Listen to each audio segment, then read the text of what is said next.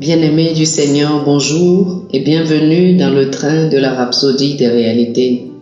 Aujourd'hui, le mardi, le 5 juillet, le thème de la rhapsodie des réalités est le Dieu de paix. Le Dieu de paix. L'écriture du jour est Romains chapitre 15, le verset 33. Romains chapitre 15, le verset 33 nous dit: que le Dieu de paix soit avec vous tous. Amen. Dans l'Ancien Testament, nous dit le pasteur Chris, Dieu était souvent appelé le Dieu d'Abraham, d'Isaac et de Jacob. Cependant, dans le Nouveau Testament, en particulier dans les Épîtres, Dieu est connu plus que toute autre chose comme le Dieu de paix. Il est appelé le Dieu de paix plus qu'il n'est appelé le Dieu d'amour ou le Dieu de justice. Nous voyons cette référence dans Philippiens chapitre 4, le verset 9 qui dit « Le Dieu de paix sera avec vous ». Et dans 1 Thessaloniciens chapitre 5, le verset 23, la Bible dit « Que le Dieu de paix vous sanctifie lui-même tout entier ». Le mot paix vient du grec eiréné qui s'apparente à shalom en hébreu. C'est la paix avec prospérité. C'est le désir de Dieu pour tous les hommes. Ce n'est pas étonnant que les anges aient déclaré dans Luc chapitre 2 le verset 14 « Gloire à Dieu dans les lieux très hauts et paix sur la terre parmi les hommes qu'il agrée. » Pensez-y, il a apporté la paix entre nous et lui. La Bible dit dans Romains chapitre 5, le verset 1. Étant donc justifiés par la foi, nous avons la paix avec Dieu par notre Seigneur Jésus-Christ. Le chaos vécu dans certaines parties du monde aujourd'hui n'est pas arrivé par hasard. Il a été inspiré par des démons du chaos qui prospèrent dans le chaos. Ils utilisent le chaos comme un outil pour perpétrer leurs plans néfastes à travers leur hôte humain et continuent jusqu'à ce que les gens se plient à leurs désirs. Mais Dieu veut la paix et nous dit de proclamer la paix aux nations. Dans la prière qu'il nous dit de faire pour tous les hommes, son intention est que nous menions une vie pieuse et paisible. Lisez 1 Timothée chapitre 2, les versets 1 et 2.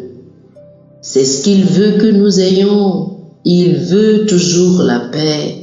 Même maintenant, commandez la paix pour votre ville et votre pays. Déclarez au nom puissant du Seigneur Jésus que la paix divine qui apporte la liberté, la grâce, la force, la santé et la prospérité règne dans votre nation. Oh, alléluia! Chers amis, je vous invite à faire cette prière avec moi. Père juste, tu es le Dieu de paix et je proclame ta paix sur ma nation. Ta paix qui surpasse toute intelligence et apporte la liberté, la grâce, la force, la santé et la prospérité règne dans toutes les nations au nom de Jésus. Amen. Pour une étude approfondie, je vous invite à lire 1 Timothée chapitre 2, les versets 1 et 2, Jérémie chapitre 29, le verset 7 et Jean chapitre 14, le verset 27. 1 Timothée chapitre 2, les versets 1 et 2, Jérémie chapitre 29, le verset 7 et Jean chapitre 14, le verset 27. Que le Seigneur vous bénisse. Amen. Chers frères et sœurs, nous espérons que vous avez été bénis par ce dévotionnel. Nous vous invitons à faire de Jésus-Christ le Seigneur de votre vie en priant ainsi. Ô Seigneur Dieu, je crois de tout mon cœur en Jésus-Christ, Fils du Dieu vivant. Je crois qu'il est mort pour moi et Dieu l'a ressuscité des morts.